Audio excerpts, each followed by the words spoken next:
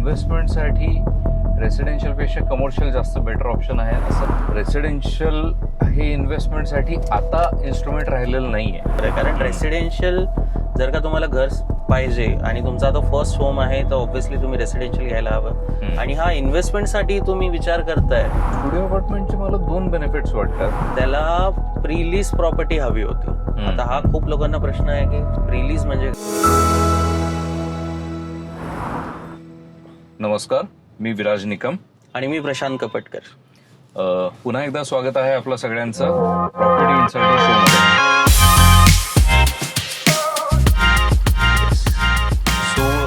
आज आपण काही वेगळे प्रश्न घेऊन पुन्हा आलेलो आहोत. काही आपल्या सबस्क्रायबरनी काही वेगळे प्रश्न विचारले आहेत. आजचे प्रश्न जे आहेत हे कमर्शियल आणि रेसिडेन्शियल या विषयाशी रिलेटेड आहेत. हो. सो मला वाटतं प्रशांत, आपण पहिला प्रश्न घेऊयात. एक सिंपल प्रश्न आहे, कमर्शियल वर्सेस रेसिडेन्शियल, काय सांगा? ऍक्च्युली तसं बघितलं तर कुठल्या टर्म्स बद्दल हे बोलतायत त्याच्यावर आहे. कारण रेसिडेन्शियल जर का तुम्हाला घर पाहिजे आणि तुमचा आता फर्स्ट होम आहे तर ऑब्व्हियसली तुम्ही रेसिडेन्शियल घ्यायला हवं. आणि हा इन्व्हेस्टमेंटसाठी तुम्ही विचार करताय तर त्याचा पूर्ण वेगळाच पॅरामीटर्स आहेत दोघांचे, त्याबद्दल आपण बोलायला पाहिजे. सो अगदी टू द पॉइंट विषयाला हात घालायचा असेल तर इन्व्हेस्टमेंट म्हणून कमर्शियल आपण जेव्हा घेऊ त्याच्यात पण मल्टिपल ऍस्पेक्ट्स आहेत. हो. रेसिडेन्शियल हे इन्व्हेस्टमेंटसाठी आता इन्स्ट्रुमेंट राहिलेलं नाहीये. राईट. म्हणजे साधारण 2004च्या आधीचा जो एक काळ होता की जेव्हा आपण रेसिडेन्शियल इन्व्हेस्टमेंट मधनं सुद्धा चांगलं रेंटल यील्ड, चांगलं प्रॉपर्टी अप्रिसिएशन हे बुक करू शकत होतो. सो ते प्रॅक्टिकल तेव्हा पॉसिबल होतं, कारण तेव्हा कमर्शियलची रिक्वायरमेंट पण कमी होती आणि इव्हेंच्युअली अवेलेबिलिटी पण कमी. आणि पुण्यामध्ये मायग्रेशन होत होतं त्या काळात, त्या गोष्टी घडत होत्या आणि इव्हेंच्युअली त्याच्यामुळे रेसिडेन्शियलला रेंटवरती घेण्याची आणि त्याला चांगलं रेंट मिळण्याची, प्रॉपर्टी अप्रिसिएशनची सगळ्याच्या पॉसिबिलिटीज तेव्हा चांगल्या होत्या. म्हणून आपला तो एक काळ आपण सगळ्यांनी बघितला असेल की ज्या पिरियडमध्ये ह्या डेव्हलपमेंट खूप चांगल्या झाल्या आणि रेसिडेन्शियलला चांगला बेनिफिट मिळाला. पण आजच्या सिच्युएशनमध्ये, आत्ताच्या करंट मार्केट सिनारिओमध्ये इन्व्हेस्टमेंटसाठी रेसिडेन्शियलपेक्षा कमर्शियल जास्त बेटर ऑप्शन आहे असं मला वाटतं. एक्झाम्पल म्हणून आपण बघितलं ना तर आज एक 2 BHK आपण जर का बानेर सारख्या एरियामध्ये बघितलं तर आपल्याला ऑलमोस्ट 800 स्क्वेअर फीटचा 2 BHK 1.2 CR पर्यंत पडतो. पण त्याचंच रेंटल यील्ड जर का बघितलं, म्हणजे आपण मंथली रेंटल बघितलं तर 25,000 to 30,000 आता रेंटल सुरू आहे. त्याचा यील्ड समवेअर अराउंड 2% पर्यंत येतो ऍन्युअली. अगदी किती भारी बघितलं 2.5-3%, त्याच्यावरती तो जाऊच नाही शकत. रेसिडेन्शियलला ते लिमिटेशन आहे असं हे तर नक्की वाटतं. पण आपण 450 ते 500 स्क्वेअर फीटचा कमर्शियल बघितला तर तो पण त्याच रेंजमध्ये येतो आपल्याला. मला वाटतं 1 CR to 1.2 CR पर्यंत आपल्याला सेम एरियामध्ये भेटेल. पण त्याचा रेंटल आपण एक्सपेक्ट करू शकतो 60,000 पर्यंत, 50 to 60,000. आणि त्याच्यात गेम चेंज होते पूर्ण. आणि तिकडे आपण रेंटल यील्ड जे एक्सपेक्ट करतो तो अप्रॉक्सिमेटली 6% ऑन एंट्री लेवल आपण एक्सपेक्ट करू शकतो. हा, म्हणजे आता ऍक्च्युली त्याच्यामध्ये मला असं वाटतं की बाकी पण काही वेगवेगळे पॅरामीटर्स आहेत. कारण कमर्शियलमध्ये शॉप पण कन्सिडर होतात, ऑफिसेस पण कन्सिडर होतात. हे आपण ऑफिसेसचं म्हणत होतो. एक्झॅक्टली. सो शॉप्सची अवेलेबिलिटी आता मार्केटमध्ये बऱ्यापैकी कमी आहे, खूप कमी आहे. त्याच्यामुळे शॉप आपल्याला किती मिळतील, त्याचं रेट किती मिळेल आणि त्याचा ROI कसा बसेल हे थोडंसं क्वेश्चनेबल आहे आता विषय. पण ऑफिसेसची अवेलेबिलिटी आता मार्केटमध्ये चांगली आहे. आणि आता ऑफिसेस आणि रेसिडेन्शियल याचा रेट साधारण पर स्क्वेअर फीट सेमच आहे. त्यामुळे तसा आपल्याला फार मोठा फरक पडत नाही इन्व्हेस्टमेंट पॉईंट ऑफ व्ह्यूने. पण रेंटल यील्डला ऑलमोस्ट डबलचा फरक पडतो. पहिले कमर्शियल आहे ना, गेले 4-5 वर्ष आधी तुम्ही बघितलं असेल तर कमर्शियलचा रेट जास्त होता आणि रेसिडेन्शियलचा रेट कमी होता. पण ऑलमोस्ट आता एकाच लेवलवर आलेलं आहे रेसिडेन्शियल आणि कमर्शियल. म्हणजे आपण पुण्याच्या प्रॉमिनंट एरियाजची जर का गोष्ट केली तर. राईट. कारण कमर्शियलची अवेलेबिलिटी पण आता चांगलीच झालेली आहे आणि त्या अवेलेबिलिटीमुळे असेल कदाचित. राईट. पण इव्हेंच्युअली तो रेट आता मॅच झाल्यामुळे इन्व्हेस्टरसाठी खूप गोष्टी सोप्या होत चाललेल्या आहेत तशा अँगलनी. आणि रेंटल वाईज बघितलं तर हे नक्की आहे की रेंटलला थोडंसं तुम्हाला वेळ द्यायला लागतो, तिथे रेंटलला प्रॉपर्टी जायला पाहिजे. राईट. बऱ्याच वेळा असं होतं की खूप मोठे ऑफिस स्पेसेस असतील तर त्याच्यासाठी खूप मोठे ब्रँड्स मिळणं कितपत पॉसिबल आहे हा थोडासा डायसी विषय असतो. पण जे छोटे ऑफिस स्पेसेस आहेत म्हणजे 200 स्क्वेअर फीट पासून ते 700-800 स्क्वेअर फीट पर्यंत याच्यासाठी जे इंडिव्हिज्युअल इन्व्हेस्टर्स आहेत किंवा इंडिव्हिज्युअल टेनंट्स आहेत हे खूप सेन्सिबली वर्कआउट होऊ शकतात. इनफॅक्ट आजकाल रेसिडेन्शियलला पण भेटणं मुश्किलच झालंय, म्हणजे असं काही सोपं नाहीये, कारण एक्झॅक्टली मार्केटमध्ये एवढे वेकेंट अपार्टमेंट्स आहेत जे रेंटल साठी ओपन आहेत का लोकांकडे ऑप्शन खूप आहे. आणि रेसिडेन्शियल आता कसं आहे ना की 25-30 हजारचे लोक जे काही IT वाले आहेत ते 25-30,000 इझिली अफोर्ड करू शकतात. राईट. आणि त्याच्यावरती वाढलेलंच नाही रेसिडेन्शियलचा आपला रेंटलचं हे. हो नाही काही ठिकाणी आता माझ्या बघण्यात असं पण आलं होतं की रेसिडेन्शियल मध्ये खूप लोक उगाच खूप जास्त रेंट पण एक्सपेक्ट करतात. पण रेंट एक्सपेक्ट करणं हा वेगळा विषय आहे आणि इव्हेंच्युअली अचीव्ह करणं हा वेगळा विषय. राईट. आणि मेंटेनन्स एक पार्ट आहे. हो कारण त्याच्यामध्ये नाही म्हटलं तरी आज कुठेही 2 BHK ला गेलो तर आपण 3,500-4,000 हजार रुपये आपला मेंटेनन्स असतोच, तो आपल्याला कन्सिडर करायला पाहिजे. राईट. त्या सगळ्या गोष्टी कन्सिडर करून जर का आपण कमर्शियल बघितलं तर कमर्शियल नेहमीच आपल्याला बेनिफिशियल असेल. ऑब्व्हियसली म्हणजे एकच सगळ्यात बॉटम लाईन मुद्दा हाच वाटतोय मला की रेंटल यील्ड हे ऑलमोस्ट डबल आहे रेसिडेन्शियल टू कमर्शियलच्या कम्पॅरिझन मध्ये. सो जर आपण प्युअरली इन्व्हेस्टमेंट म्हणून बघत असू तर आपण कमर्शियलला जायला हवं. राईट. जर आपण स्वतःच्या राहण्याच्या पॉईंट ऑफ व्ह्यूने विचार करत असू तर बाय डिफॉल्ट रेसिडेन्शियल आहे. मग तुम्ही म्हणजे आता रिटर्न्स वगैरे बघू नाही शकत त्याच्यात. हा पण काय होतं आता मार्केटमध्ये ना उगाच एक ओव्हर हे झालंय काय म्हणू आपण त्याला की जरा जास्तच नॉलेज मिळायला लागलंय. अनेक इन्फ्लुएन्सर्स अनेक एक्सपिरियन्स लोक असतील की जे असे वेगवेगळे प्रत्येकाचे पॅरामीटर सांगत असतात. बऱ्याच जणांचं म्हणणं असंही होतं की फर्स्ट होम तुम्ही जे आहे त्याच्यामध्ये तुम्ही घरामध्ये एवढे कोटभर रुपये टाकण्यापेक्षा तुम्ही इन्व्हेस्टमेंट करा, मग तुम्ही मार्केटमध्ये करा, मग तुम्ही इकडे इन्व्हेस्ट करा, त्यातनं ROI चांगला मिळेल वगैरे वगैरे. पण एक जनरल साधा सरळ माणूस आणि एक फॅमिली मॅन म्हणून माझा जो अप्रोच आहे तो याच्या बाबतीत असा होता की जे पहिलं एक सिक्युअर छप्पर जे आहे ते एक असायला हवं. आणि त्याच्यानंतर तुम्ही इन्व्हेस्टमेंटसाठी बघा वेगळ्या वेगळ्या पॅरामीटर्स बघून तुम्हाला जेवढं होतं. आजच्या टायमाला तुम्ही एक नवीन विषय पण आलेला आहे स्टुडिओ अपार्टमेंट्स. तो पण इन्व्हेस्टमेंटचा एक खूप चांगला ऑपॉर्च्युनिटी आहे. म्हणजे आपण म्हणजे आता आम्ही दोघं पण एका स्टुडिओ अपार्टमेंटसाठी खूप काम केलेलं आहे, म्हणजे गेले 2-3 वर्ष आपण काम केलेलं आहे. तर त्याच्यात आपण बघितलं की 6% इझिली एंट्रीला आपल्याला ROI अचीव्ह होतो. स्टुडिओ अपार्टमेंटचे मला 2 बेनिफिट्स वाटतात. एक तर स्टुडिओ अपार्टमेंटचं टॅक्सेशन कमी आहे. हो. कारण तो रेसिडेन्शियल सँक्शन मध्ये येतो. प्रॉपर्टी टॅक्स कमी झालं. एक्झॅक्टली. प्रॉपर्टी टॅक्स कमी होतो आणि इव्हेंच्युअली GST कमी पडतो. इन्कम टॅक्सचा पण बेनिफिट पण मिळतो कारण होम लोन कॅटेगरीमध्ये ते आहे. राईट. सो ह्याच्यामुळे स्टुडिओ अपार्टमेंटच्या बाबतीमध्ये जर बघितलं जर छोटी इन्व्हेस्टमेंट कोणी जर समजा आपले इन्व्हेस्टर कोणी बघत असतील तर छोट्या इन्व्हेस्टमेंटसाठी स्टुडिओ अपार्टमेंट हा बेटर ऑप्शन असू शकतो. येस.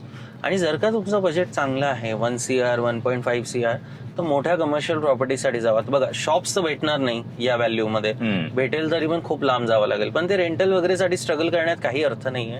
म्हणजे 1.5 CR पर्यंत जर का बजेट असेल तर चांगल्या ठिकाणी ऑफिसेस बघा आणि तिकडे इन्व्हेस्ट करा, म्हणजे तुम्हाला रेंटल यील्ड चांगला भेटेल. राईट. सो सजेशन आता आपला एक मिनिट मी सॉरी जरांचं नाव विसरलो, मी चेक करतो. आपला हा प्रश्न विचारला होता प्रकाश सरांनी.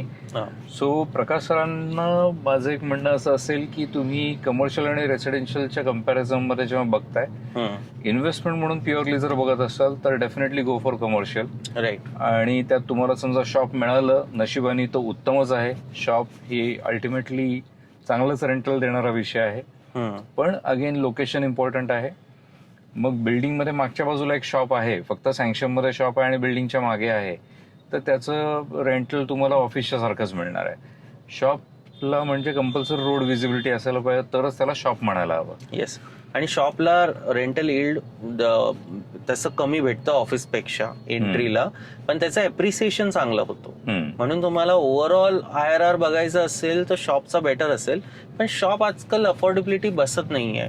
हो, तो प्रॉब्लेम आता आहेच आहे, कारण Right. छोटे शॉप कुठले डेव्हलपर कुठलेच काढत नाही म्हणण्यापेक्षा काढता येतच नाही, प्रॅक्टिकली पॉसिबल नाही पॉसिबलच नाही. आत्ताच्या FSI कॅल्क्युलेशन आणि पार्किंग नॉर्म्समुळे. हो, त्यामुळे हा एक वेगळा अगेन याच्यावरती एक वेगळा मुद्दा पॉडकास्ट होऊ आहे. शकतो, एवढा महत्वाचा विषय खरं तर आपण. येस.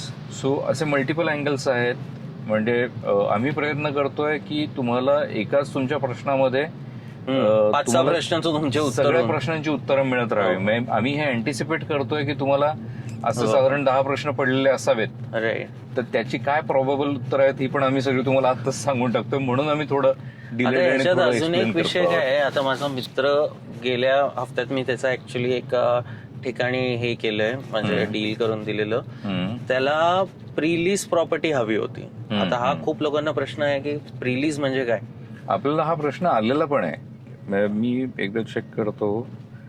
आपल्याला हा प्रश्न आला की व्हॉट इज प्रिलीज. सो प्रिलीज म्हणजे एक्झॅक्टली काय म्हणणं आहे, राईट, ते नक्की समजून सांगा. तर प्रीलीज ऍक्च्युली काय असतं, म्हणजे ते वर्ड्स मध्येच तुम्ही समजू शकता की पहिलेच लीजवर गेलेला प्रॉपर्टी. म्हणजे आज आपण एक ऑफिस बघायला गेलो आणि ती प्रीलीज आहे, म्हणजे पहिलेच ते जे काही लीज असतं, लीज टर्म असतं 5 वर्ष, 10 वर्ष, 15 वर्ष, जे काही लीज टर्म वर त्यांनी लीज दिलेलं आहे, डेव्हलपरच देतो कधी कधी, नाहीतर प्रिव्हियस ओनर देऊन टाकतो. मग तुम्हाला ते सोपं पडतं की परत टेनेंट शोधायची गरज नाही. प्रिलीजचा सगळ्यात मेजर बेनिफिट असा आहे की तुम्हाला डे 1 ला तुमच्या प्रॉपर्टीचं ऍप्रिसिएशन, त्याचं कॅल्क्युलेशन, त्याचं रेंटल यील्ड, या सगळ्या गोष्टी तुम्हाला डे 1 लाच माहिती. रिटर्न सुरू होऊन जाते. रिटर्न डे 1 पासून सुरू होतो. सो तुम्हाला माहिती आहे की ज्या दिवशी, आता समजा तुम्ही अंडर कन्स्ट्रक्शन घेतलं, एखादं तुम्ही ऑफिस स्पेस घेतलंय की जे प्रिलीज्ड आहे, ते अंडर कन्स्ट्रक्शन आहे पण लीज झालेलं आहे, डॉक्युमेंट साइन्ड आहे, त्या केसमध्ये काय होणार आहे की लीज किती मिळणार आहे हे तुम्हाला डे 1 ला माहिती आहे. बरोबर. मग डील करायच्या आधीच माहिती आहे.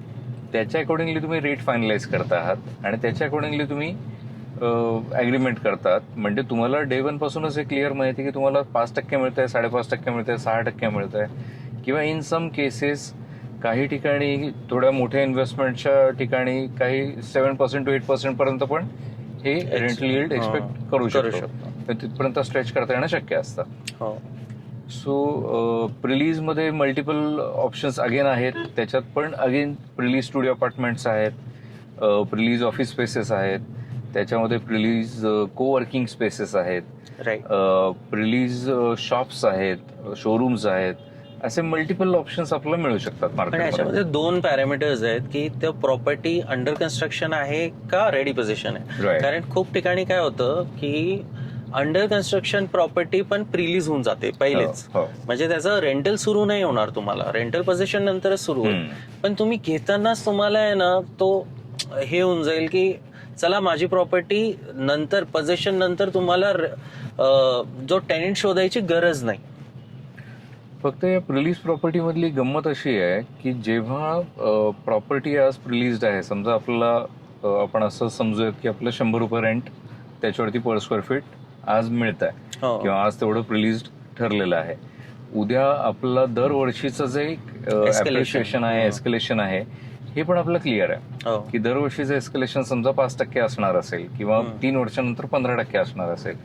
असे एस्केलेशन हे नॉर्मली स्टँडर्ड टर्म्स मध्ये आता सध्या चालू आहे मार्केटमध्ये. हे जेव्हा होत असतं त्यावेळी त्यातला ड्रॉबॅक एक असा असतो की तुमची प्रॉपर्टी एप्रिसिएशनची व्हॅल्यू जी आहे ती पण वर्षाची 5% किंवा 3 वर्षाची 15% ही ठरलेली आहे. बरोबर. आता त्याच्यापेक्षा जेव्हा तुम्ही सेल करायला जाल तर तुम्हाला जेव्हा तुमच्या समोरच्या इन्व्हेस्टरला जेव्हा तुम्हाला ही प्रॉपर्टी सेल करायची आहे तर त्याला पण तर तुम्हाला ROI मॅच करून द्यायचा आहे. सो तुम्हाला डे 1 ला हे पण नक्की माहिती आहे की तुम्ही किती लॉंग टर्म ते होल्ड करू शकताय, त्याच्यावरती ते कॅपिटलचे अप्रिसिएशन बुक होणार आहे. सो 15% आफ्टर एव्हरी 3 years और 5% पर इयर, याच्या पद्धतीने, किंवा जर समजा तुम्हाला चांगला टेनंट मिळाला अजून की ज्याला त्या लोकेशनला हवंच आहे आणि मग त्या केसमध्ये समजा तो टेनंट तुम्हाला 5% ऐवजी 10% अप्रिसिएशन द्यायला तयार झाला तर तुमचं नशीब फारच उत्तम आहे. आणि याच्यात अजून एक गोष्ट काय आहे की तुम्हाला जेव्हा विकायची गरज पडेल या प्रॉपर्टीचं, मग तुम्ही बघा की तुम्ही 6% रिटर्न बघून घेतलेली प्रॉपर्टी आहे. आता त्याचं अप्रिसिएशन होणार आहे 3 वर्षानंतर. समजा त्यांनी 15% अप्रिसिएशन दिलंय पण 3 वर्षानंतर दिलंय, तर तुम्ही 3 वर्षानंतरच ते विकू शकता. कारण मग 5%वर आजच्या टायमाला कोणी दुसरं घेणार नाहीये. हो, तो पण 6%वरच एक्सपेक्ट करेल आणि त्या हिशोबानेच तुम्हाला ते विचार करावा लागेल की ही प्रॉपर्टी मला ऍटलिस्ट 3 वर्षासाठी तरी ठेवावी लागेल. राईट. सो यातला महत्वाचा पार्ट तोच आहे की जर तुम्ही लॉंग टर्म ती प्रॉपर्टी रिटेन करणार असाल, जर तुमच्या मनामध्ये असं असेल की मी पुढचे एक 8-10 वर्ष 15 वर्ष ही प्रॉपर्टीचं मला लिक्विडेशन किंवा असं करायची गरज लागणार नाही, त्या केसमध्ये प्रीलीज प्रॉपर्टी हा खूप बेटर ऑप्शन असतो. अगेन जर समजा आपण फ्लेक्झी प्रॉपर्टीमध्ये जेव्हा करतो, जिथे आपल्याकडे रेंटल नाही आहे किंवा प्रीलीज नाही आहे, त्यावेळी पण तुम्हाला इव्हेंच्युअली रेंटसाठी बघायचंच आहे. पण त्यावेळी एक स्कोप असा असतो की जर समजा ते लोकेशन तेवढं हाईप्ड असेल आणि त्या लोकेशनला रिक्वायरमेंट खूप असेल, अगेन हा डिमांड सप्लायच्या रेशोवरती डिपेंडन्सी असते. पण त्याच्यामुळे तुमचा समजा एक टेनंट 3 वर्षात 5 वर्षात गेला आणि दुसरा टेनंट जेव्हा येतो तो थोडा जास्त रेंटल देऊन येतो, तर मग तुमच्या प्रॉपर्टीचं कॅपिटल अप्रिसिएशन हे थोडं जास्त प्रमाणात होऊ शकतं. राईट. सो बेसिकली रेसिडेन्शियल आणि कमर्शियलचा हा विषय मला वाटतं इकडेच संपून टाकू. हो. कारण मेजर सगळ्या गोष्टी तुमचे क्लिअर झालेले आहेत. लिझिंग बद्दल वगैरे काही असेल तर आमचा नंबर डिस्क्रिप्शन मध्ये आहे किंवा एक लिंक पण दिलेली आहे, त्याच्यावरती तुम्ही कॉल करा किंवा क्लिक करून आमच्यासोबत अपॉइंटमेंट फिक्स करा. कारण तुम्हाला प्रॉपर्टी विषय पण बाकीच्या गोष्टी जर का असेल डोक्यात की कुठे घ्यायचंय कुठे नाही घ्यायचंय किंवा सिलेक्ट केलेलं आहे आणि आमची कन्सल्टन्सी लागत असेल तर तुम्ही आम्हाला कॉन्टॅक्ट करू शकता. अगेन प्रॉपर्टी रिलेटेड ज्या काही क्वेरीज असतील, ज्या काही मनात शंका असतील, अगदी बिनधास्तपणे अगदी कमेंटही फ्रीली करा, विचारा. कमेंटवरही आम्ही ट्राय करू तुमचा हो. रिप्लाय देण्याचा. कमेंट करा. कमेंट जर समजा अशा काही आम्ही नॉर्मली काय करतो की एखाद्या याच्यामध्ये 10 कमेंट आले असतील, त्यातलं साधारण समजा 3-4 सिमिलर गोष्टींकडे जाणारे असतील, तर त्याची सगळ्यांची उत्तरं आम्ही एकत्र देण्याचा प्रयत्न करतो. येस. म्हणून आमच्या प्रत्येक प्रश्नाचं उत्तर थोडं मोठं असतं.